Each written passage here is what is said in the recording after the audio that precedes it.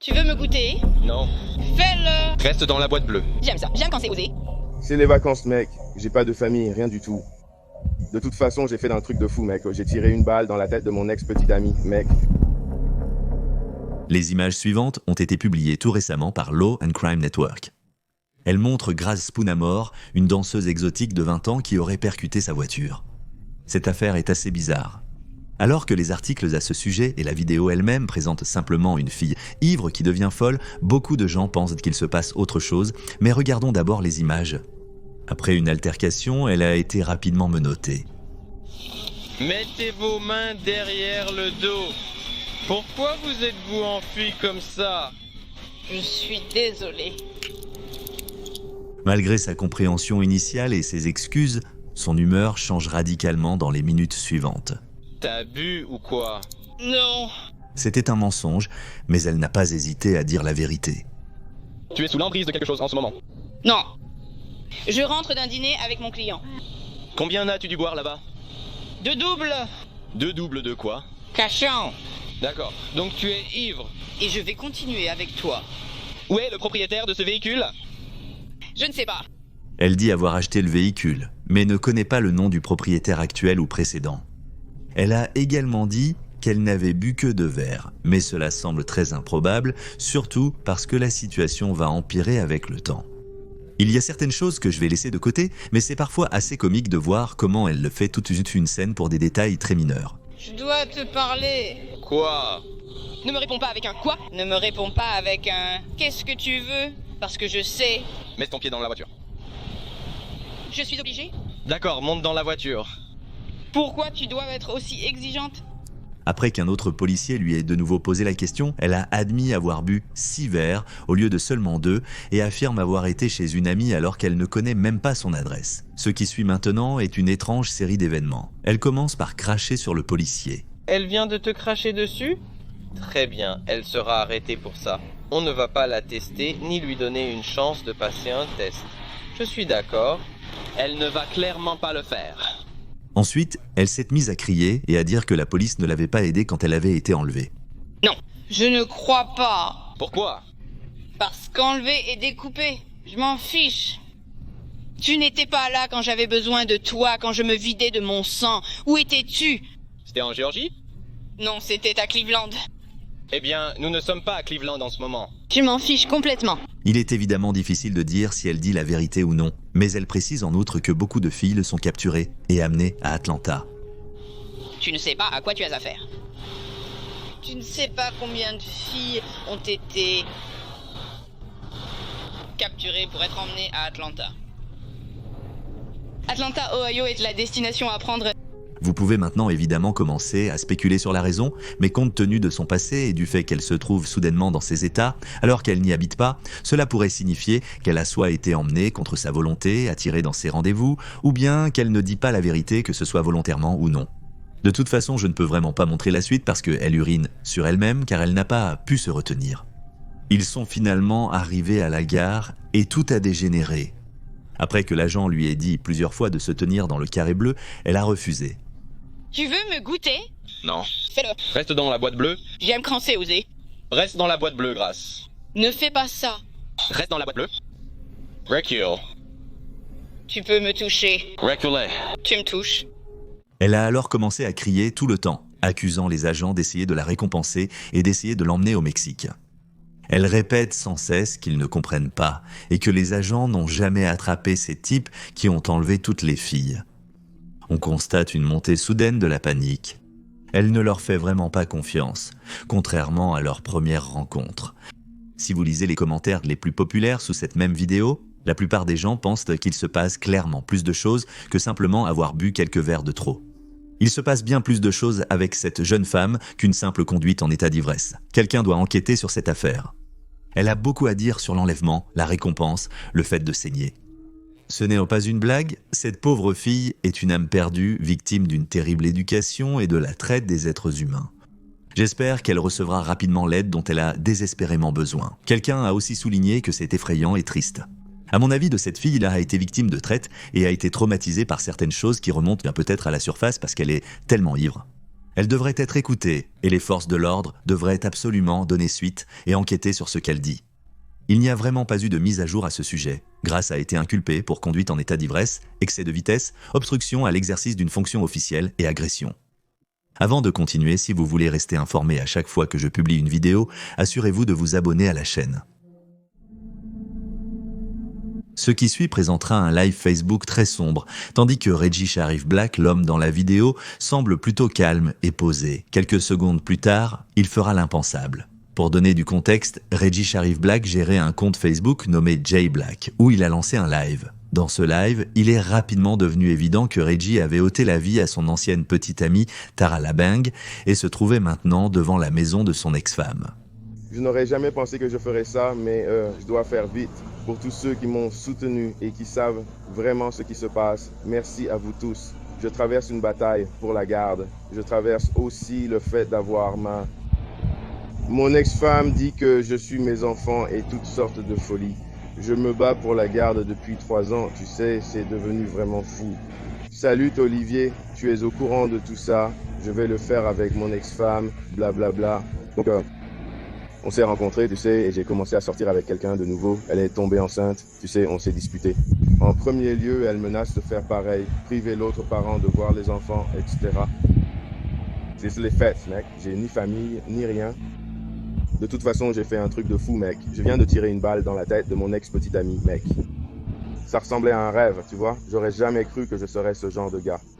Je peux pas aller en prison, donc la personne qui est vraiment à l'origine de tout ça, c'est mon ex-femme, donc elle est la prochaine. Et ensuite, je vais m'occuper de moi aussi, mais je voulais juste dire ça aux gens. Ne jouez pas avec les émotions des gens. Ne mentez pas sur ces hommes. Oh, voici mon ex-femme juste ici.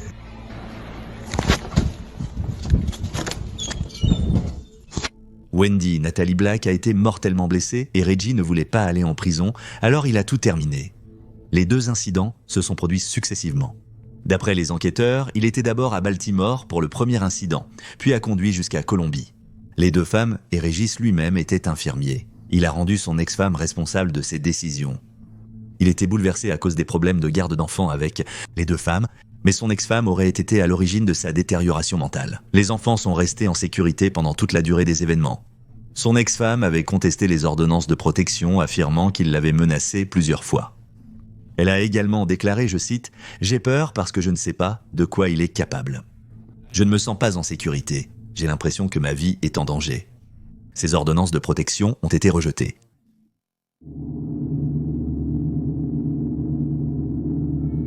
Il va sans dire que je ne cautionne ni ne soutiens quoi que ce soit dans cette vidéo. Voici un article éducatif et informatif. Je remercie cette publication pour le résumé de certaines informations. Je vais me référer à ce post et aux commentaires associés par la suite. Aussi, juste pour prévenir, c'est de loin le sujet le plus sombre sur Fourchamp. Je n'ai rien vu qui s'en approche même de près. Vers 2014, des images ont commencé à circuler sur Internet, montrant un homme masqué, jouant et s'amusant avec les corps de fœtus mort-nés ou issus de fausses moucouches. Certains étaient d'aussi vivants. Je ne peux pas entrer trop dans les détails pour des raisons évidentes, mais c'est en fait incroyablement sombre et terrifiant. C'est certainement le sujet le plus sombre que j'ai abordé ici jusqu'à maintenant. Les images sont apparues initialement sur Fourchamp ou sur un ancien site de forum nommé Death Addict. L'image montre un homme d'environ 1,80 m portant un masque en cuir et des gants chirurgicaux. Sur la plupart des images, il porte des lambeaux de vêtements ou une chemise d'habillé et des chaussures de ville. Je dirais qu'il a probablement entre 30 et 50 ans. D'après les photos, il est évident que le Dr Glass a accès à des enfants vivants comme à des enfants décédés. Il travaille probablement dans un hôpital. Certains disent qu'il est croque-mort pour enfants, mais cela n'explique pas son accès à des enfants vivants. Dans l'ensemble, c'est très étrange qu'il ait l'occasion de porter un tel masque et de poser ainsi avec les corps. Je n'arrive pas à imaginer un scénario où l'on pourrait faire ça dans un hôpital. Ses tenues manquent également de cohérence. Il porte souvent des chemises habillées et des chaussures de ville. Pourquoi feriez-vous jamais cela dans un hôpital si vous travaillez comme infirmier ou médecin? Bien que tout cela semble incohérent, on pense toujours qu'il a travaillé dans un certain type d'hôpital. Pour retrouver son emplacement, les gens analysent les objets le présent sur les images. Apparemment, il y a des couvertures qui sont uniques à la Floride, mais d'autres informations indiquent que le Dr Glass se trouve en réalité à Los Angeles. Le badge nominatif révélerait l'emplacement d'un hôpital à Los Angeles. Plus de détails à venir. Des anonymes ont téléchargé des photos des plans d'étage et du sous-sol de l'hôpital qui ressemblent à celles publiées par le Dr Glass. De plus, les images semblent provenir de divers lieux. L'auteur mentionne 3 lieux distincts dans son message. L'hôpital, la morgue et un bureau.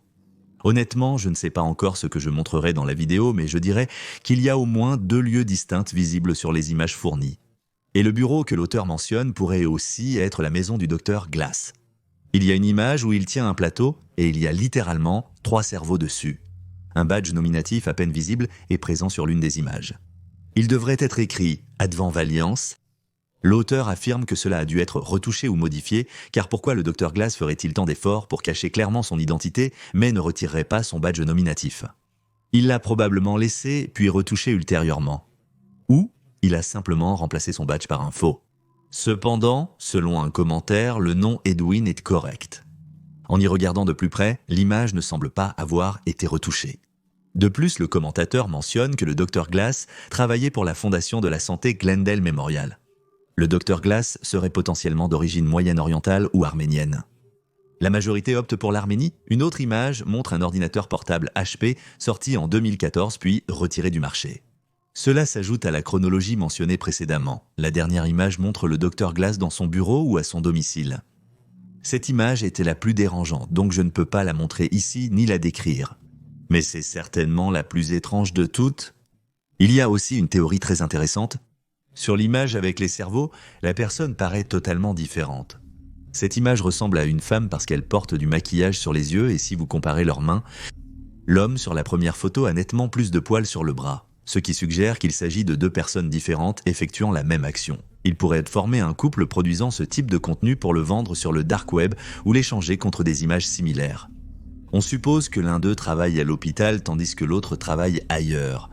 C'est pourquoi ils ont un large éventail d'accès. D'un autre côté, ils pourraient aussi travailler ensemble dans tous ces endroits. Sur certaines images, on a aussi l'impression qu'ils pourraient se prendre mutuellement en photo. Cela pourrait expliquer leur aisance à poser sur ces photos et la liberté qu'ils semblent avoir pour le faire. Les hôpitaux peuvent leur faire confiance parce qu'ils opèrent ensemble et non seuls. Ils se soutiendraient toujours et personne ne les soupçonnerait de mal agir, bien que ce ne soit qu'une théorie. Il est aussi possible que le gars porte simplement du maquillage pour les yeux et qu'il fasse tout seul. Nous arrivons maintenant à l'aspect le plus déroutant de tout cela. Plusieurs personnes sur 4chan créaient des serveurs Discord pour essayer de le retrouver. Certains affirment que des anonymes ont porté plainte à la police et au FBI, sans résultat. Les photos n'auraient prétendument rien montré qui justifierait une véritable enquête. Croyez-moi, vous avez vu dans cette vidéo une version encore plus censurée de ces images que sur Reddit. C'est bien pire que ce que j'ai montré. Les versions non censurées sont également toutes disponibles sur les archives des fils de discussion de 4chan, et le FBI vient juste n'en a rien à faire. Honnêtement, il y a tellement plus d'informations disponibles et tellement d'autres théories et possibilités, mais tant que le FBI n'est pas convaincu, je n'ai vraiment aucune idée de ce qu'on peut faire. Qui que soit le Dr Glass, il continue probablement encore aujourd'hui, et il n'y a rien que nous puissions faire à ce sujet. Ce clip a été partagé sur Facebook début 2022. Il a été partagé par le département de police du Wisconsin et montre des images de la dashcam de l'officier Jeff Buettner dans le comté de Marathon le 18 février 2022. L'officier se trouvait sur l'autoroute par une journée très brumeuse et les routes étaient couvertes de neige et de verglas. Après quelques minutes de conduite sans problème, il fait face à la situation suivante.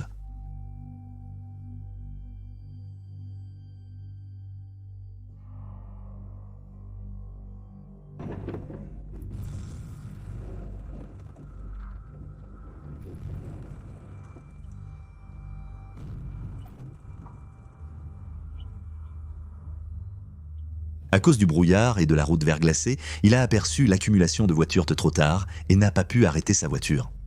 On entend et voit que d'autres voitures l'ont rapidement suivi et sont entrées en collision avec la sienne.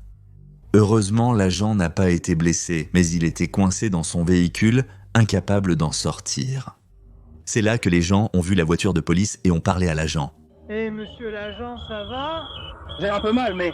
Tu vas bien? J'ai un peu mal, mais... Je vais essayer de contacter mon superviseur. Je suis un peu coincé en ce moment. Je suis avec la police de Donald. Je suis désolé, mec, je suis coincé là. Maintenant, d'accord, ce n'est pas grave. J'essaye de sortir d'ici et de faire ce que je peux pour aider. Vous tous, avez-vous des agents sur place? J'en ai une. Elle est en infiltration. Elle n'est pas en infiltration, elle est complètement hors service. D'accord, attends, laisse-moi essayer de sortir de la voiture de mon chauffeur d'abord. Non, on l'a ouverte. Après quelques minutes dans la voiture, il a réussi à sortir et a immédiatement retenu les autres conducteurs sur les lieux. Au total, 39 voitures ont été impliquées dans l'accident, mais personne n'a été grièvement blessé. Kunkel a partagé une vidéo sur Instagram où il rencontre un cougar blanc lors d'un jogging en forêt. Il a d'abord filmé des bébés cougars, puis la mère a couru vers lui.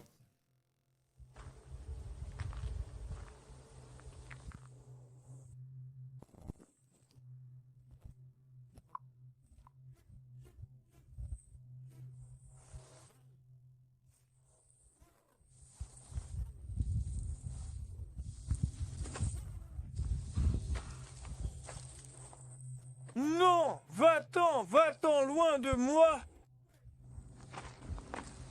Vas-y.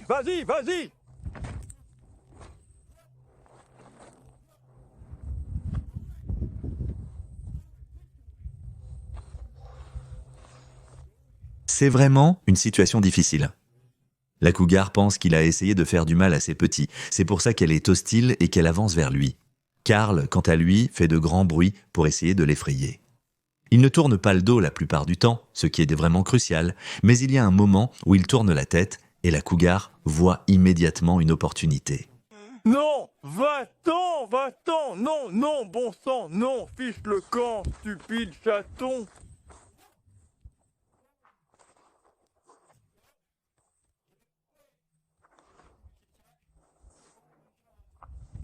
Je n'ai pas envie de mourir aujourd'hui.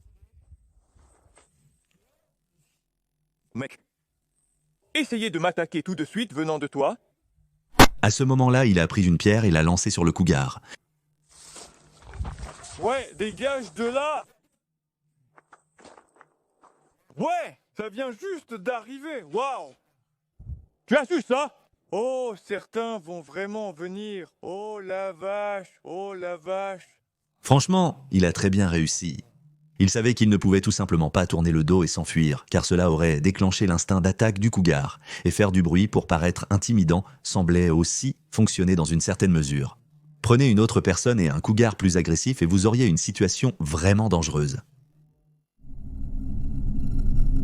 Francis Léo Marcos était une personnalité d'Internet, un homme politique et d'affaires, titulaire d'une chaîne YouTube avec plus d'1 million d'abonnés. Il affirmait aussi être très riche, un millionnaire en fait. Le National Investigation Bureau, qui semble être l'équivalent du FBI aux Philippines, l'enquête pour traite d'êtres humains et violence contre les femmes et les enfants. Il est connu pour avoir popularisé la tendance des réseaux sociaux appelée le Mayaman Challenge l'année dernière.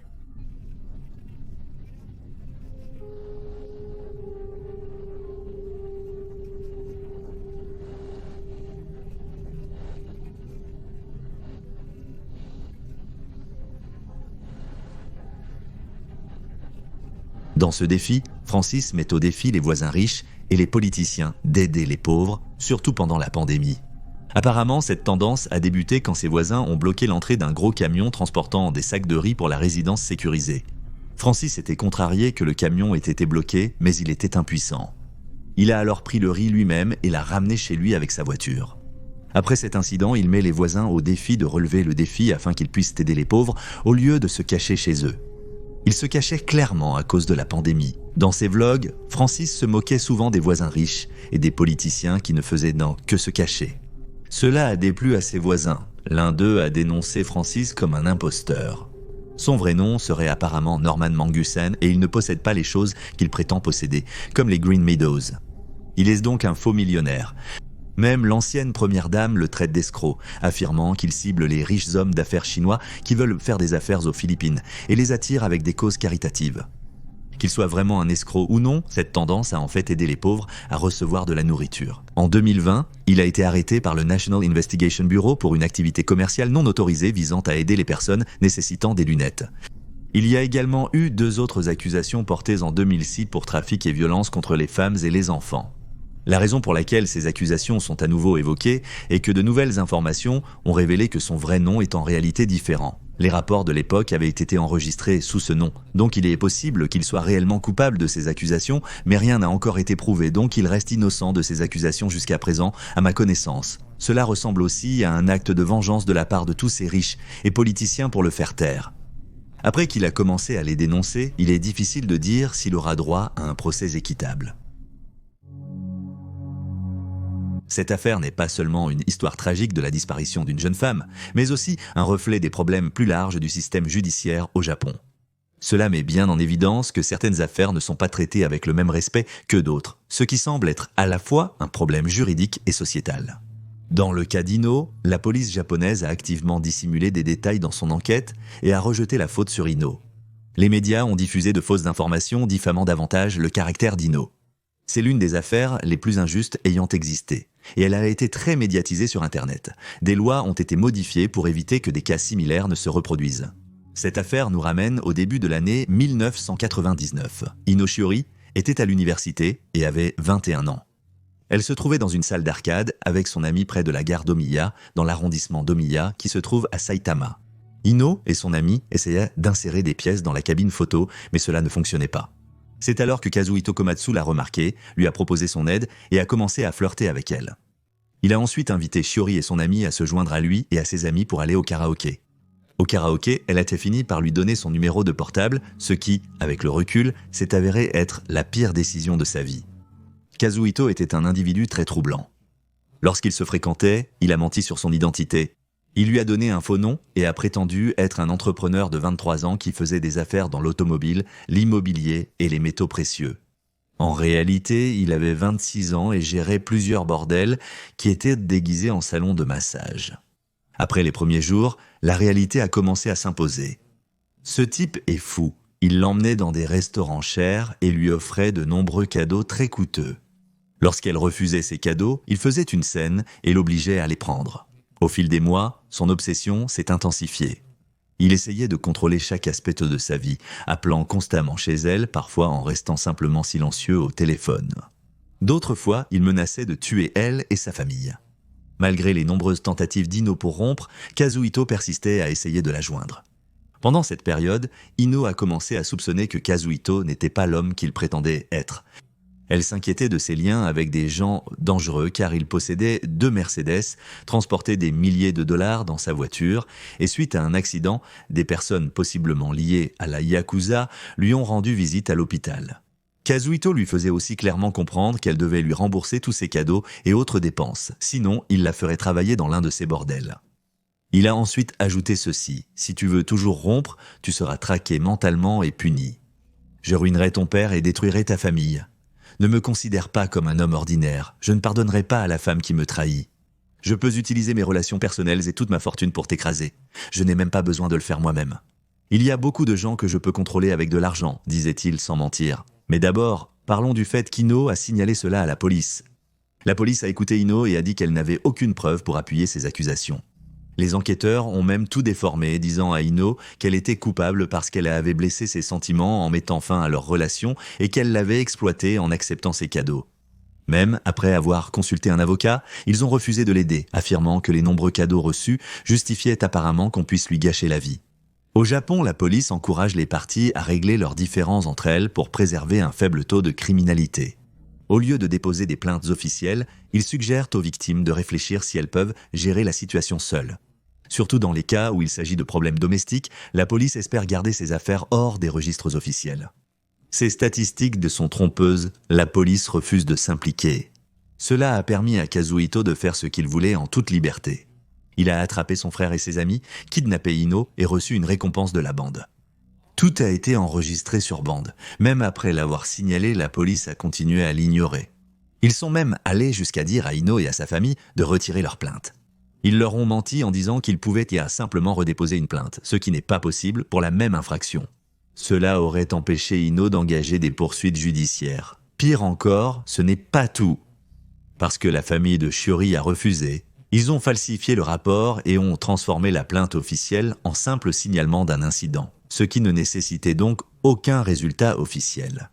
Kazuhito a engagé des gérants de bordel comme tueurs à gages pour tuer Ino. Il leur a versé un total d'environ 175 000 $. Pour éviter les soupçons, Kazuhito a fait un voyage à Okinawa afin de se donner un alibi. L'un des tueurs surveillait la maison d'Ino, un autre attendait dans une voiture pour s'échapper des lieux, et le dernier était responsable de la mort d'Ino.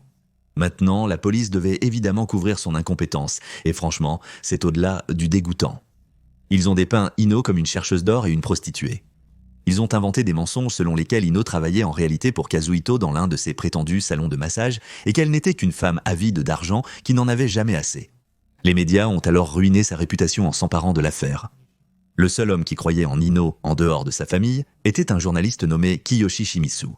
Un véritable héros qui a creusé plus profondément que tous les autres dans l'industrie des médias. Ses enquêtes ont montré qu'Ino disait la vérité et que la police falsifiait des documents et des rapports. Enfin, d'autres médias ont choisi de relater la véritable histoire, permettant que justice soit rendue, bien que très tard. Bien que Kazuhito ait décidé de se suicider, son frère et ses amis ont été inculpés. Son frère a été condamné à perpétuité, le principal coupable à 18 ans et les deux autres à 15 ans de prison.